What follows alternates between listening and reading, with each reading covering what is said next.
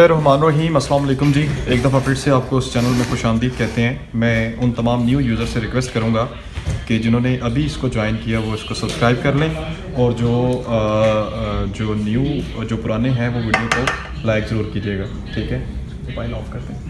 ठीक है, अब यहाँ पे हमारे पास इंटरमीडिएट की सेकेंड ईयर की अकाउंटिंग है स्टूडेंट्स, और सेकेंड ईयर की अकाउंटिंग का चैप्टर नंबर 4 है जिसका नाम है accounting of joint stock company. ठीक है, उसका पार्ट ए जो है वो उसके न्यूमेरिकल्स हमने कर ली हैं।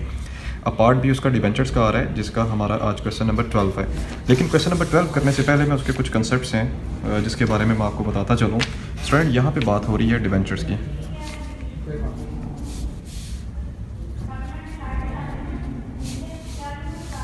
ठीक है, डिबेंचर्स बेसिकली कहते हैं तमस्सकात को। ये लॉन्ग टर्म लोन के लिए यूज़ किए जाते हैं, और ये लॉन्ग टर्म सिक्योरिटी होती है जिसके ऊपर आपको फिक्स परसेंटेज के अकॉर्डिंग क्या मिल रहा होता है, इंटरेस्ट मिल रहा होता है। ठीक है, अब ऊपर जो हमने क्वेश्चंस किए थे उसके अंदर हमने ये देखा कि डिबेंचर्स को हम तीन कंडीशन में इशू कर सकते हैं। एक कंडीशन इसमें आती है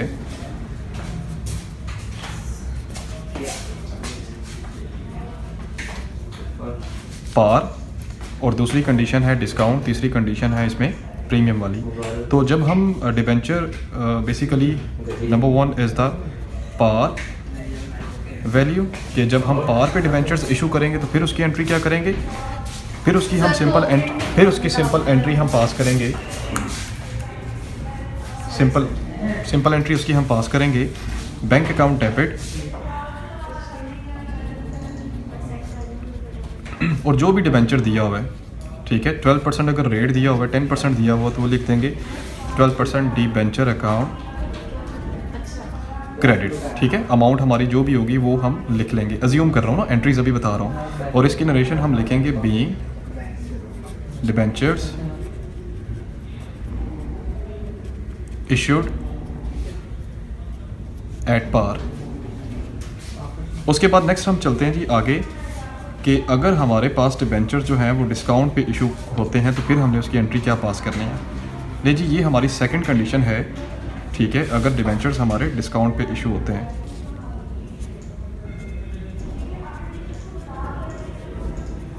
तो उसके लिए स्टूडेंट एंट्री हम करते हैं जी bank account debit discount on issue of debenture account debit,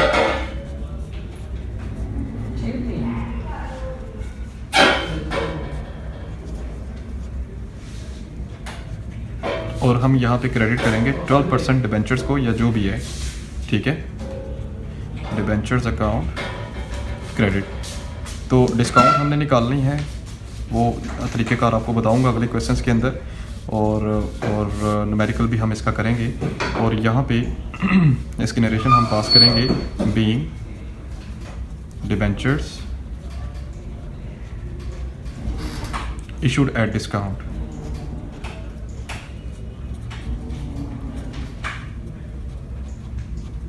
ठीक है, तो ये हमने क्या करनी है, बेसिकली इसकी एंट्री पास करनी है।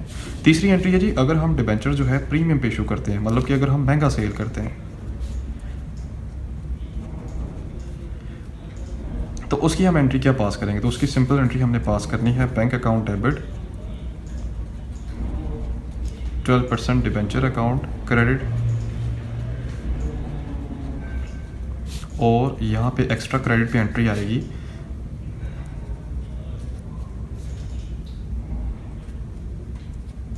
Premiere on issue of debenture.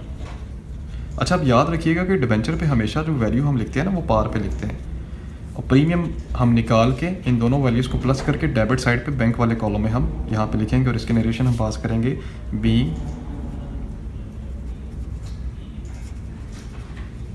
Debentures issued at premium. ठीक है जी, हमने डिबेंचर जो हैं वो किस पे इशू किए हैं, प्रीमियम पे इशू किए हैं। ये वाली बेसिकली क्या है, इसमें एंट्री पास करनी है। अच्छा, अगले जो हमने क्वेश्चंस करने हैं ना, क्वेश्चन नंबर 12 और क्वेश्चन नंबर 13, मैं बुक आपको बता देता हूँ। जो रिकमेंडेड बुक है वो है यहाँ पे चौधरी आरफ साहब की बुक है इंटरमीडिएट जो है सेकंड ईयर में हम पढ़ते हैं पार्ट 2 के अंदर ये वो बुक है, सॉरी। यहाँ पे बेसिकली 2 डिबेंचर्स होते हैं, यानी उसकी कैटेगरीज में आपको मैं बता रहा हूँ। एक होता है रिडीमेबल और दूसरा होता है इररिडीमेबल। जो रिडीमेबल डिबेंचर्स होते हैं ये क्या होते हैं? Redeemable debentures.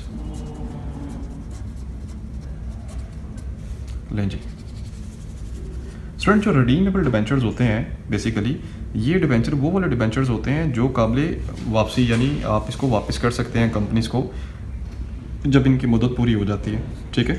अब जब हम इसमें ना अब 2 कंडीशंस आती हैं इस तरह के क्वेश्चंस के अंदर। एक होता है इशूड और एक होता है रिडीम। अब आपने ना जब क्वेश्चन पढ़ना है ना तो क्वेश्चन की स्टेटमेंट आपके सामने आनी है कि जनाब डिबेंचर जो है वो पार पे इशू हुआ था, वापस भी पार पे हुआ है। यानी अगर मैं ये कहता हूँ कि आपको कंसेप्ट इसका समझा रहा हूँ कि इशू पार पे हुआ है, रिडीम भी पार पे हुआ है। Statement number 1,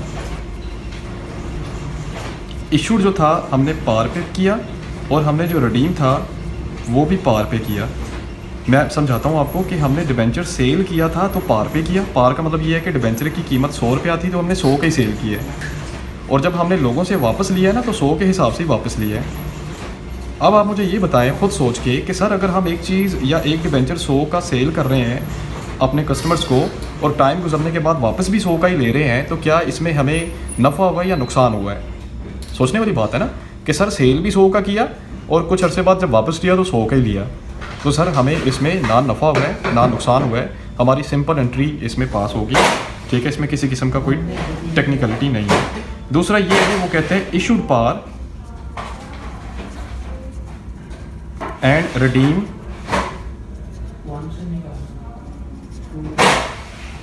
discount. अब ये टेक्निकल पॉइंट है, इसको आपने अंडरस्टैंड करना है।